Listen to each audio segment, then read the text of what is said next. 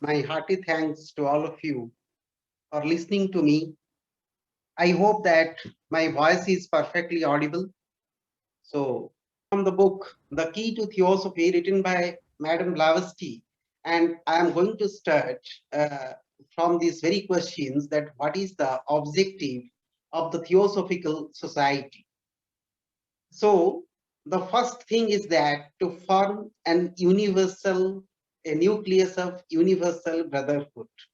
But here I would like to say the term universal brotherhood should not be taken in its own literary sense. It has a bigger meaning. As Theosophies, we do believe that the whole cosmos, the whole creation is teeming with the divine life. Each and every particle of this universe is vibrating with this divine life. So, beginning from the very, very small and tiny life forms, which may not be visible to our eye, up to the gigantic galaxy or the black holes, everybody breathing the life divine. And when we are speaking universal brotherhood, we also speaking the brotherhood of all life forms. It includes animals, includes vegetables, includes minerals, includes elementals, includes also everything. So that refers to practically an universal brotherhood. I would rather say it is a brotherhood of all life forms, the perfect oneness where we have come. So the first objective of the Theosophical Society is to propagate this particular thing that there is an universal brotherhood or the brotherhood of all life forms. The second objective of these Theosophical societies to promote the study of world's religion and with science, especially the Brahminical, Buddhist, and Zoroastrian philosophies. Here also, I would like to say that this particular phase in which the world is passing through for the last 100 years. We do say it is an age of invention, age of science, and age of technology. So here everything is going to be defined with a cause and effect relationship. Everything is going to be based on which can appeal to a reason.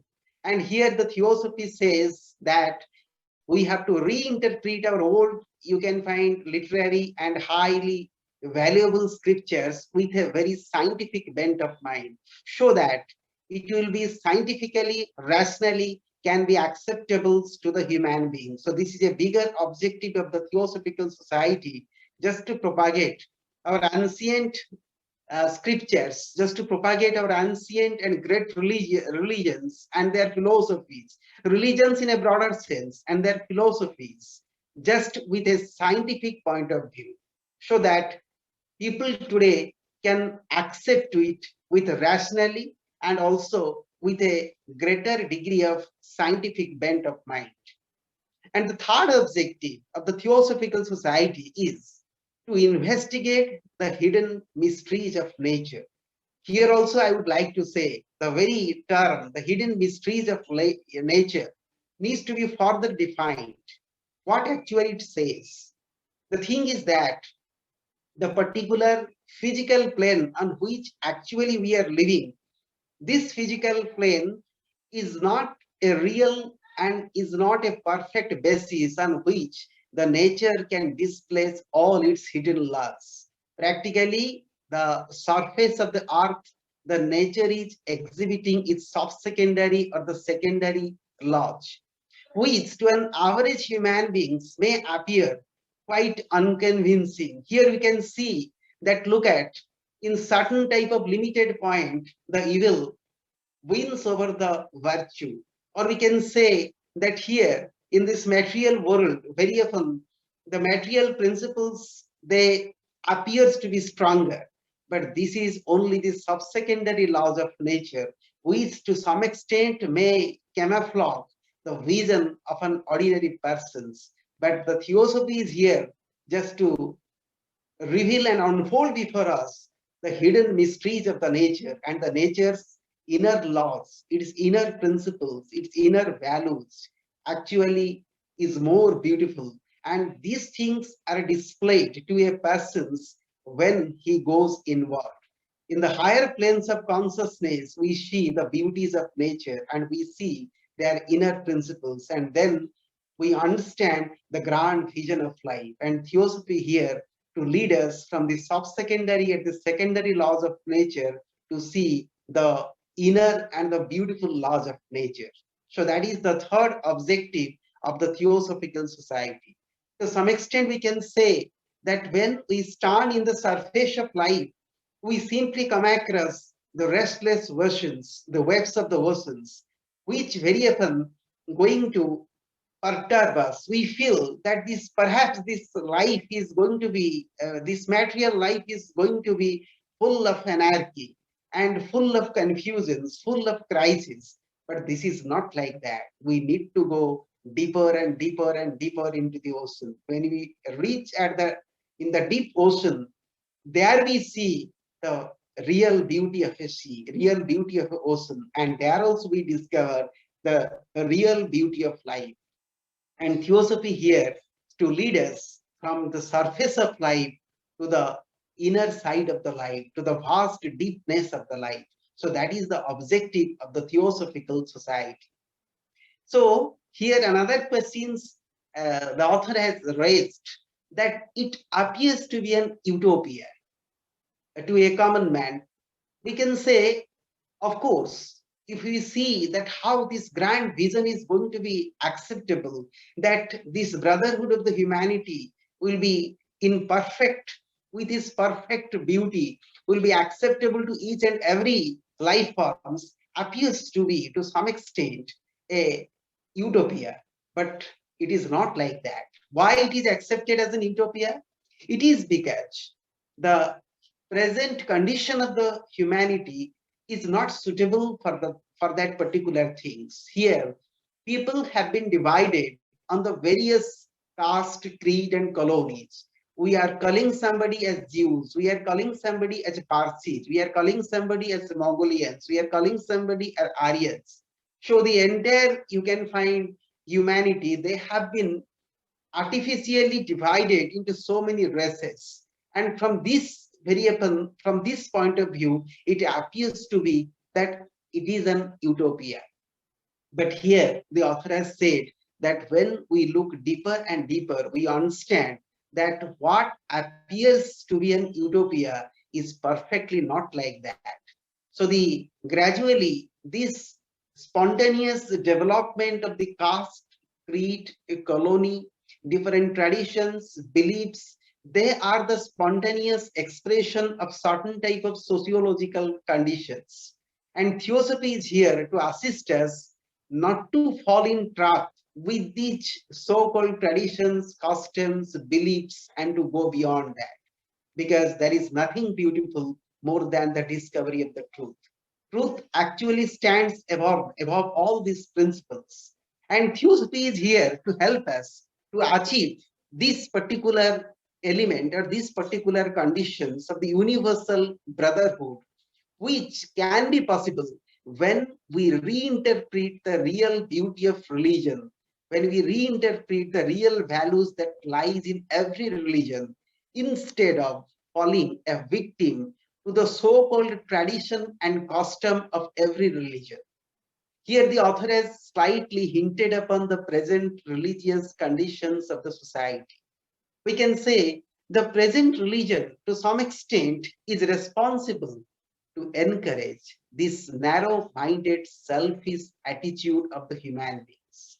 Instead of showing us the path to achieve the godhood, very often certain type of selfish people, they have taken the advantage of our ignorance and they have interpreted religion from a narrow-minded point of view, so that instead of achieving the beauty of discovering the truth, we fall a trap to these customs, to these traditions, to these age-old mechanical beliefs. But if we are going to reinterpret the values of our great scriptures, then we can understand that certain type of narrow-minded selfish tendencies are responsible to block this growth of religions which can, instead of assisting man to achieve the Godhood, rather the free expressions of the souls. And here we need to further understand the great teachings, the great sayings of our great religious leaders, unlike your Christ or Buddha, who actually showed us the path to beauty. So, here to some extent, the author also has hinted happen, especially how the very land of Christ, which once upon a time actually witnessed the grand beauty of self-sacrifice, the grand beauty of atonement, for which we actually worship Christ, gradually became those nations which today are preaching Christianity. They have started doing something which is completely opposite to the vision of Christ. So therefore he has said that in the Old Testament, especially in the Old Testament, we have seen the words of Christ with its exactness. But when this Old Testament was reinterpreted in the New Testament, unfortunately, the great sayings of the Christ, they were negatively interpreted, for which we can find the world face so many type of problems, so many type of confusions. So human beings, unlike commodities, they once upon a time they are sold like slaves. They were subjected to all sorts of inhuman conditions. And here the author say this is practically responsible because of these selfish, narrow-minded interpretations of the religions. And here the theosophy is here to free religion from such type of narrow-mindedness, which can help us to further see that every religion is nothing but a way to approach the Godhood. So then the author has said that what is exactly the origin of man? How can we understand the very thing that who am I? Where the man actually come? Who is the individual? So from this point of view, we can say that theosophy is here to help us to understand from the logical, philosophical, and metaphysical ground, which is based on certain type of scientific basis, that practically all men and all life forms, rather I will, instead of using the word men, also I am using the word life forms, essentially they are one in essence. But when we can see these life forms expressions, we can understand that this one life is expressing in a multifarious manner. So to some extent, we can say that the essence of every life form is one, but the expression of this life form is unique. So there is a variety in the expression of the life forms. But when you go to the root cause, we find that this variety leads us to certain type of oneness. So from that point of view, we can say that practically the humanity is one. So to understand this one in many and many in one in its subtle form is one of the most beautiful things in theosophy. So spiritually and physically, we can say the man is not different. If you go to the physical origin of man, today science has taken a lot of development. It has accepted that even if to some extent, if you look at the basic physical matters on which the all life forms are going to be built, they also are one. But the expression of these life forms, that is not one.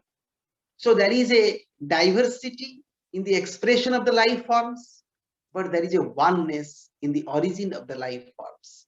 And this lies in here, here it lies the beauties of the theosophy and how we can see this. What we know, then what is the real origin of man and what is the real, well, the real mystery that we should understand? It is, we can say, that an infinite soul which is encompassed within a finite body. So, as such, there is nothing that can actually affect one nation without affecting the rest of humanity. So, we cannot say that the humanity is totally different in its physical sense. For example, we cannot say that if the small person of a humanity is getting affected by something, the rest of the humanity, they are not affected. It is not like that. We can say that as the oneness of life is there, so anything which is happening to one part or to small, you can find part of a particular universe or to a humanity or to a group of people, also affecting the rest of that, affecting both physically, affecting both vitally, affecting both mentally, affecting also causally. So there is nothing which I can say that I am separate from others. So I am one with everything. The author has also briefly hinted that how the Christ word that has been substantially again and again misinterpreted by different type of, you can find interpretations made by different type of religions. And to understand these particular beauties, that the oneness of life is there and every religion is in its essence is one, in its approach to godhood they are different path, we need to rediscover, reinterpret, reinvestigate, reanalyze the beauties of every religion. And unlike the beauties of Buddhism, the beauties of Brahminical literature, the beauties of the Bible, that have to be once again rediscovered. And here the author has said that Theosophy is gradually helping the humanity to understand this grand variety and how in that variety the oneness is there. So science is investigating, we can say, our physical origin, but this physical origin is not enough to understand our common origin. It is like we can say that a soul or spirit, the divine essence of man in which we live, which is given much importance to the theosophy. I can say it in other words that if we are simply merely investigating the physical origin of man, practically it is not going to lead us nowhere. We reach at a particular point, there we cannot go further. To some extent also we can see this is the limitations of the present science also, that they are unable to proceed further. When they are unable to proceed further, they have coined two words which I would like to share to you. If you see at a certain particular point, physics has become metaphysics, quantum physics or quantum mechanics, they have also become quantum philosophies. Why it is so? Because from a particular point of view, they cannot go beyond. And when they cannot beyond, they have defined that dark matter and dark energy. And why it is dark? Because it is unknown to them. And here the Theosophy says that this investigation is unlike not going to help us. Why? Because we are in the periphery. When we are in the periphery, how can we discover the common things which lies in the origin? So therefore, the essence of man lies in its spirit, lies in its soul. How can living the soul, we shall simply investigate only on the matters. If we simply investigate only on matters without giving much importance to the spirit or to the soul, which every time and every form and in every manner is expressing itself through the matter, then our investigation will not be sufficient. And here the Theosophy say that we have our approach should be to proceed from periphery to the center. And how can we can go from the periphery to the center? We can go when leaving the physical origin of man, we see the origin of the soul. We see from where actually the spirit came.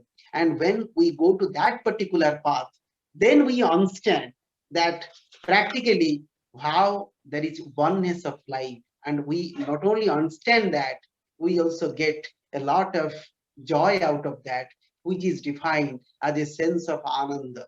We can say that when the seers or when the saints have gone to that level, when they have seen that particular truth, their heart vibrates with joy.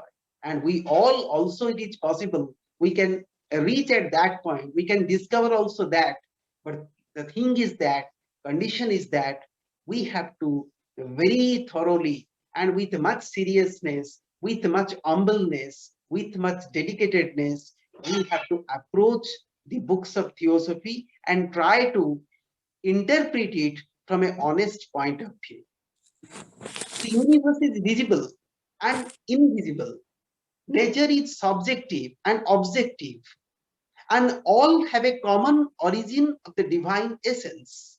That also we have to understand. This universe is invisible and visible today, also accepted by the science. And the visible universe is an extension of the invisible. We can say this phenomenal world on which we are living, it is merely an extension of the noumenon. So it is from the noumenon we are created. The phenomenon came out from the noumenon. Or I can say the visible came from the invisible.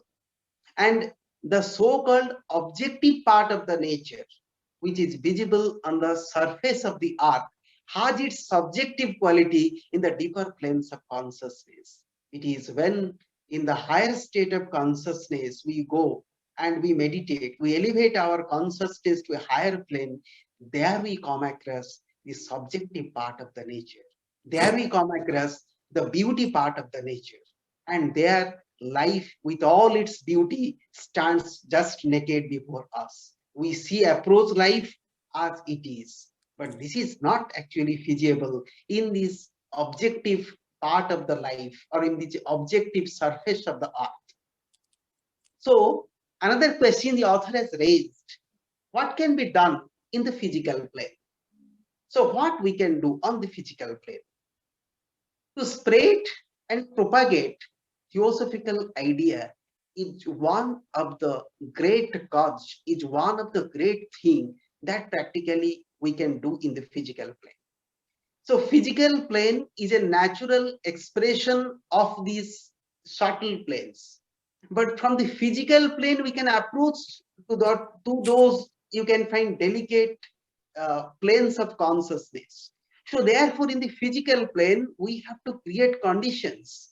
We have to create certain type of climate where it is possible on our part to approach to this greater part of life.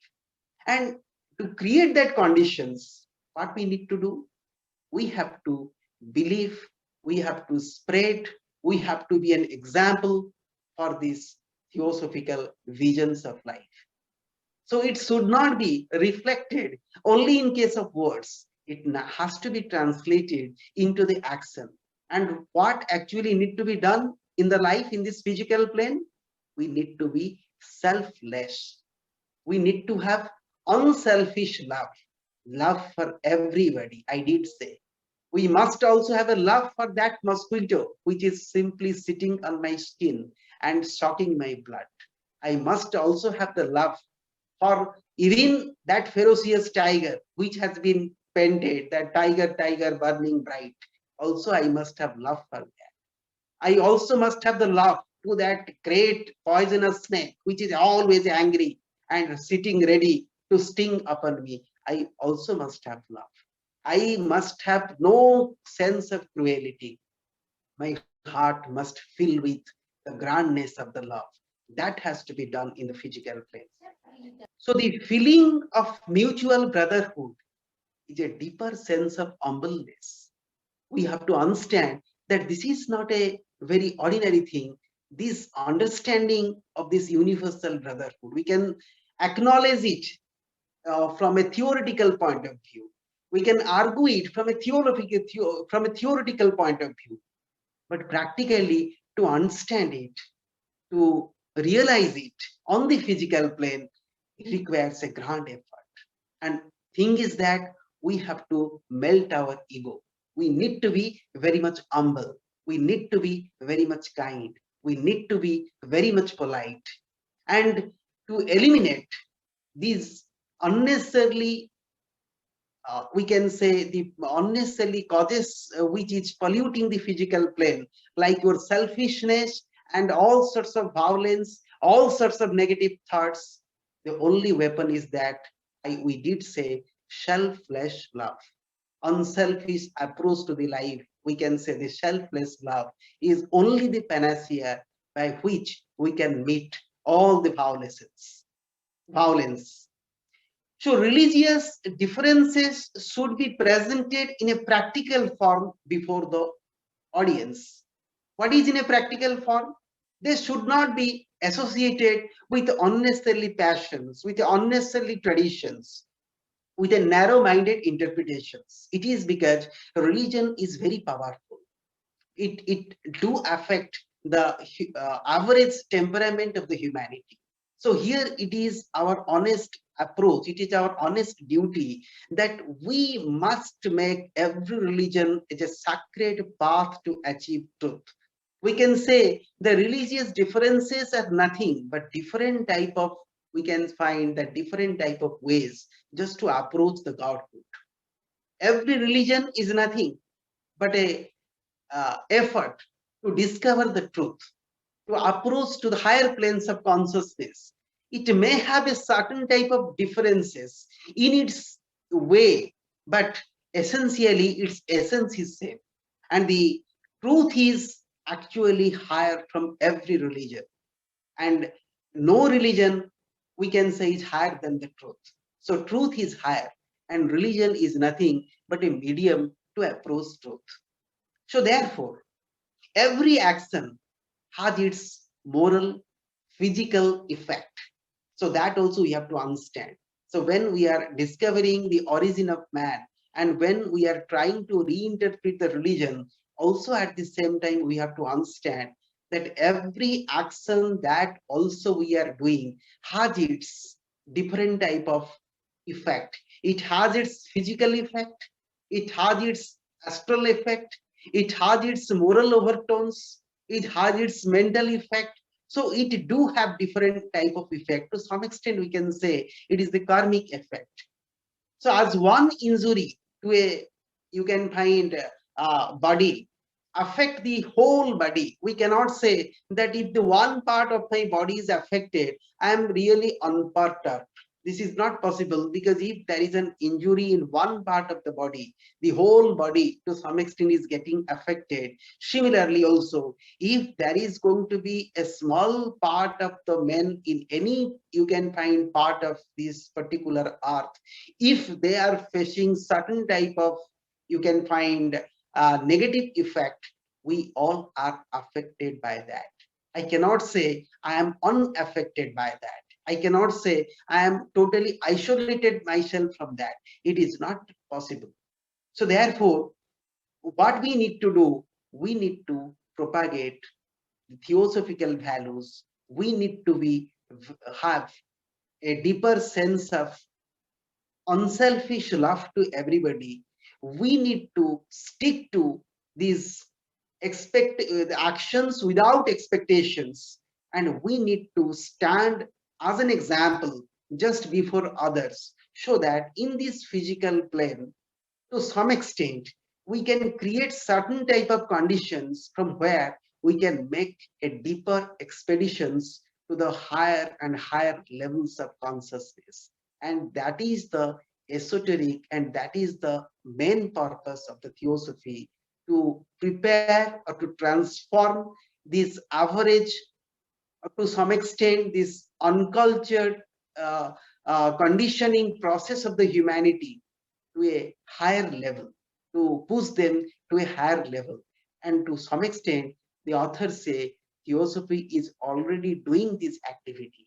So this activity of the Theosophical societies is to transform this humanity into a greater brotherhood, so that we can actually feel the beauties of the life. So therefore, the author has said that what this society actually, to achieve this particular thing, what this society has to do. So the international headquarters of the Theosophical Society, as well as all these local lodges, may act as a knowledge center for humanity. So they must scatter and spread these beauties of the Theosophical Society in every corner of the universe, so that people, to some extent, they will come across the better part of their life.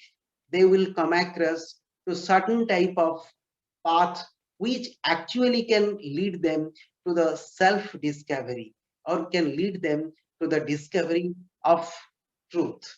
So the approach of every lodge, the approach of this every, even if the international headquarters of Theosophical Society is to act like a, I will say that as a towering light post.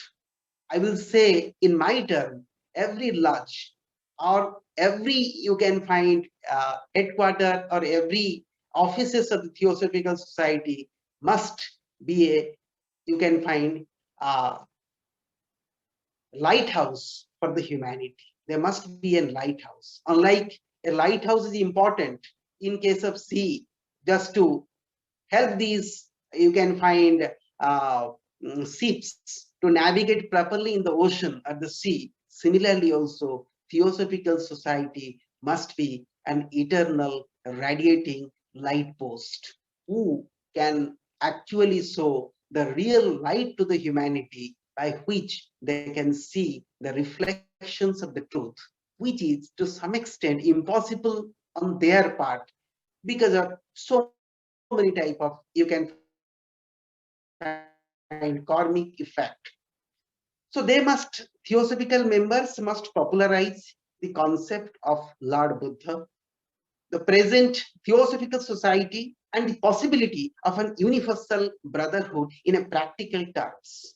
So therefore, what we need to do, we have to again preach, as we have said before in the earlier questions, author also reinterpreting that we have to again make popularize the great teachings of Lord Buddha, the great teachings of Lord Christ, which is very much practical, which once upon a time also was successful to help this humanity to be bound by the thread of friendship, by the brotherhood.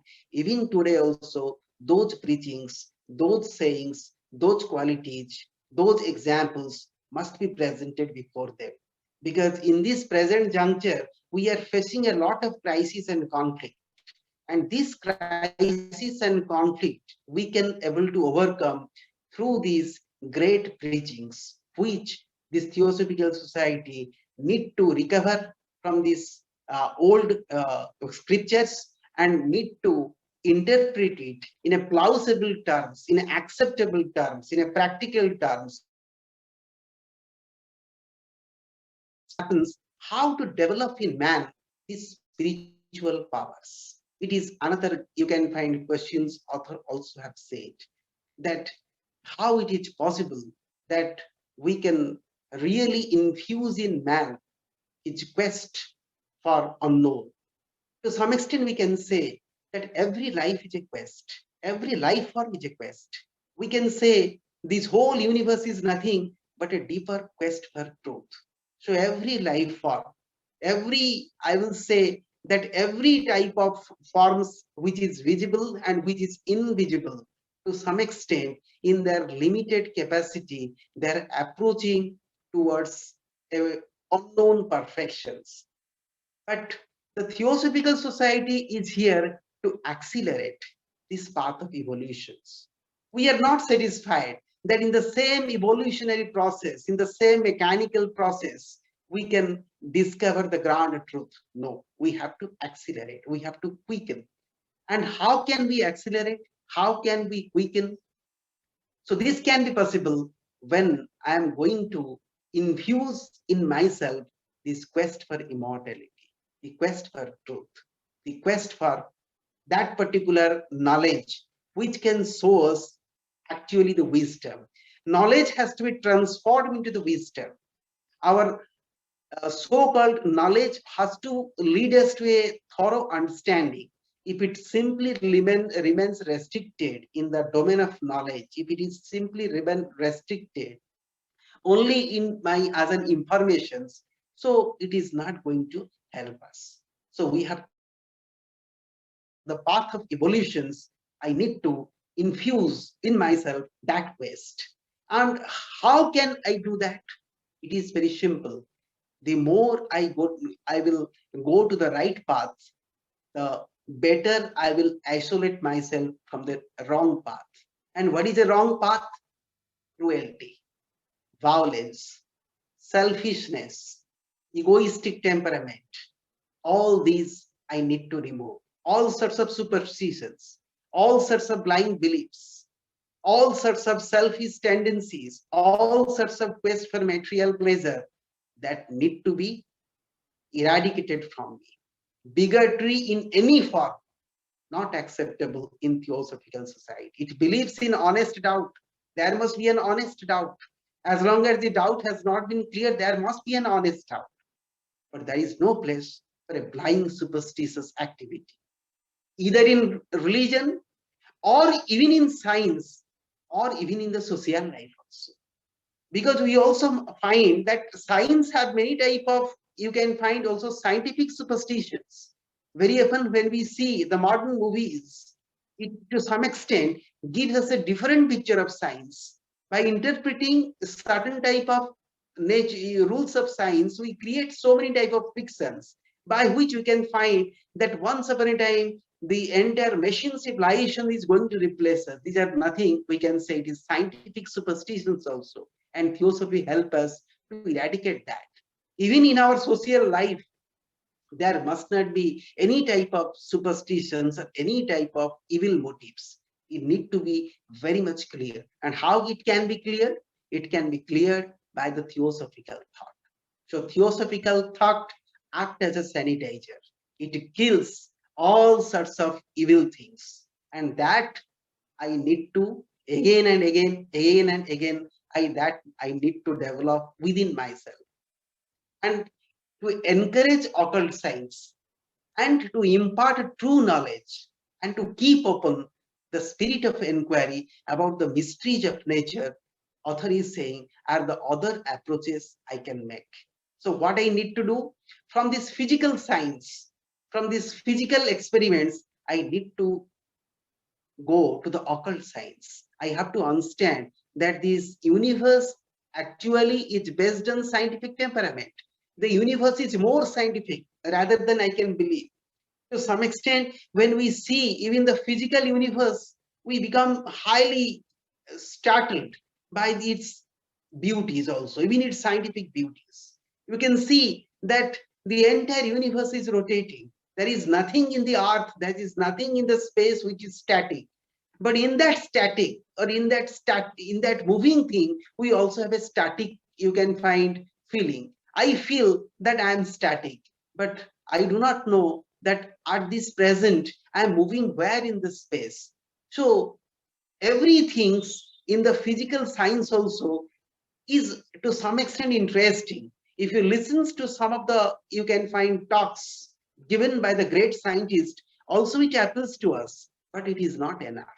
It is actually not enough. To some extent, it can able to thrill us, but it cannot able to show us the real beauty. So how can I do that? Here the author say, I need to go to the occult science. So occult science or the occult things has to be the another medium which can to some extent help us to solve the riddles of life, to solve the mysteries of life. We can say in the physical plane we are coming across illusions, we can coming across maya. Everything here is not actually based on truth. Everything here is actually questionable. Everything here comes like a paradox. But I have to switch over my attention from this physical science to the occult science. And at the same time, I should inculcate within me a true spirit of knowledge, a true inquisitiveness. What type of inquisitiveness? Inquisitiveness to understand and to realize who am I? Actually, from where this universe came. and where actually I should go. So the thirst for true knowledge must be within me. And at the same time, these things, if I can cultivate within me, that can help us to make a deeper inquiry into the mysteries of nature. So to guard against false traditions and customs, to strengthen the spiritual thrust, is the primary objective of the Theosophical Society. Here, author also once again and again, he has referred to that. So, what is the primary objective? To stand against such type of things. So, instead of argument, we should appeal to the spiritual intuition. Here, the author says that the true scientific temperament should not be wasted merely on arguments. Arguments leads us to nowhere. There is no need to do any type of arguments. It must be replaced by a deeper acceptance of the inner beauties of the nature. And when we have a deeper acceptance of the inner beauties of the nature, that opens my spiritual intuition. And here the author says that to keep open the spiritual intuition is also the another great object that the Theosophical Society should always try to do. It should always try to infuse in man and to keep open, to infuse in man the essence of life, the true essence of life, and thereby just to keep open within himself this spiritual intuition. So, intuition must be encouraged, not mere knowledge. So, knowledge has to be transformed into the intuition. And when knowledge actually transforms into the intuition, it leads us to wisdom. And wisdom means the grand discovery of truth. So, members must present themselves as examples of these theosophical ideas before others. It is also a grand objective that every member of the Theosophical Society must be an warning example to the humanity. So the duty of every member of the Theosophical Society is to walk upon the razor blade of the principles, not with a great seriousness, rather with a great humbleness, rather with a great love, rather with a great selfless approach. So with a selfless approach, with a great love, with a deeper understanding of the beauties of the life, we have to present before the humanity the examples how can the great truth of the life can be achieved. So the last question is there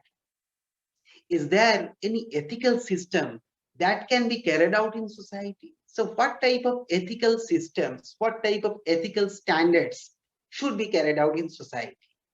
So here the authors say the society should follow the cream of world's great ethics collected from the teachings of the great persons like Confucius, Zoroaster, Lao Tzu, teachings of Bhagavad Gita, Buddha, Christ, Plato, Socrates, Pythagoras. So these things must be the treasure trove of the Theosophical Society. So Theosophical Society should rediscover this ancient religion. The Theosophical Society is to preach the great values which these persons once upon a time discovered, and they have written it in their records before the humanity. So this can be done with a greater spirit of earnestness. So the ethical standard of the Theosophical Society should not be based on certain type of, you can find narrow-mindedness, by certain type of beliefs or certain type of attitudes. The ethical standard must, the Theosophical Society must be based on by the standards prescribed by these great teachers. Teachers like Buddha, teachers like Zoroaster, teachers like Christ, teachers like Confucius, teachers like Plato. So when we follow their standards in the Theosophical Society, to some extent, our ethical standard actually grows up and we come across the beauties of the life. And at the last, I will say that the members of the Theosophical Society must very naturally and in a very cordial manner, they should represent, shape, maybe called new, the men and women to be reformed are the main human sinning natures of all. As already said, the earnest working members are few. Here also, the author has said to some extent that the earnest working members of the Theosophical Society always few.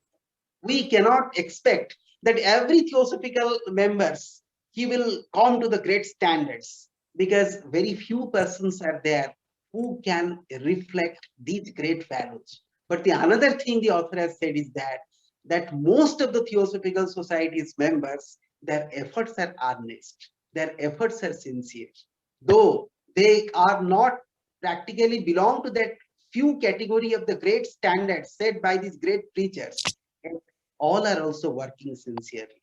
So therefore, to a larger point of view, to some extent, we can able to achieve the objective of the Theosophical Society if all of us will work wholeheartedly in this, in the way actually prescribed by the great masters. With this, I remain here. Thanks all of you with my hearty regards. If I have done something wrong, I may be excused. Thank you.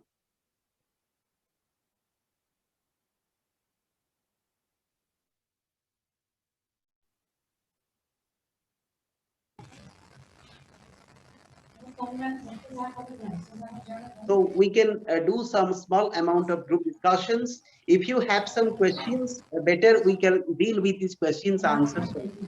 If you have some questions.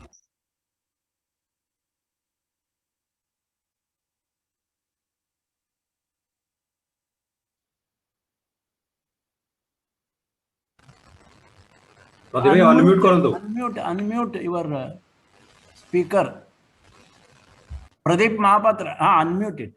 Now you can tell. Yes. If anybody want to add something or anybody want to ask any questions, they can ask it. Ask him also. Very interesting chapter, chapter 3, from Key to Theosophy. And particularly, you can go through it, and those who are senior members, they can add. And those who are new to Theosophical Society or recently joined, they can ask any questions. And Brother Parth Sarangi. I can say, Yes, sir. I congratulate Dr. Sarangi. Wonderful lecture he has given, and he has touched this third object, our potentialities. And one of the wonderful capacity of human species. Dr. Sarangi, myself is a zoologist. I know a human species. Therefore, I can say it is the wonderful capacity of human species is that man can adapt to any situation. And this is not miracle. It is the human species can adapt to any situation. And such capacity can help him to take any situation as his normal duty. And therefore, release him, this capacity releases him from all kinds of frustrations, all kinds of worry to a great extent. He has various inherent capacities as we have hidden potentialities, but all of which are not at all used. And therefore, as you said, Theosophy says we are potentially perfect. We are potentially a master. And according to Vedanta also, man's innate nature is definitely perfection.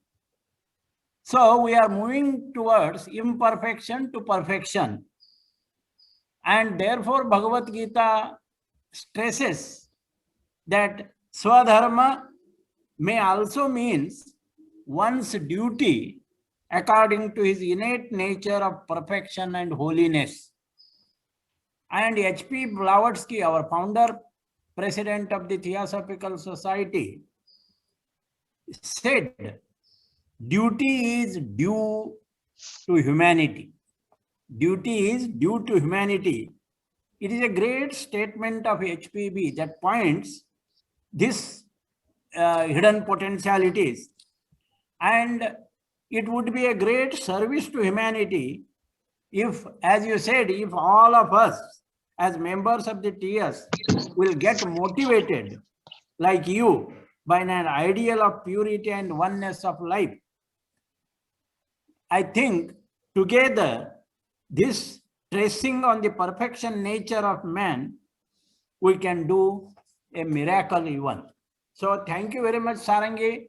You have given very good talk and also motivated to all of us. Thank you. Thank you. Thank you, sir. Thank you. Over to Pradeep now. Yes, anybody like to add or any question from the participants? If we have no question, then we will close this platform.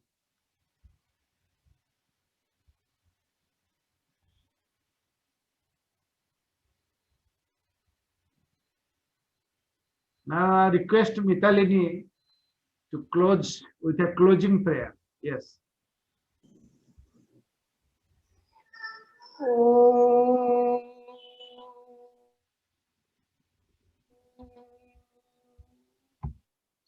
Asato ma sadgamaya tamaso ma jyotirgamaya jyotirma amrutangamaya sarve vai sukhina santu sarve santu niramaya सर्वे भद्राणि पश्यन्तु न कश्चित् दुःखभाग् भवेत्।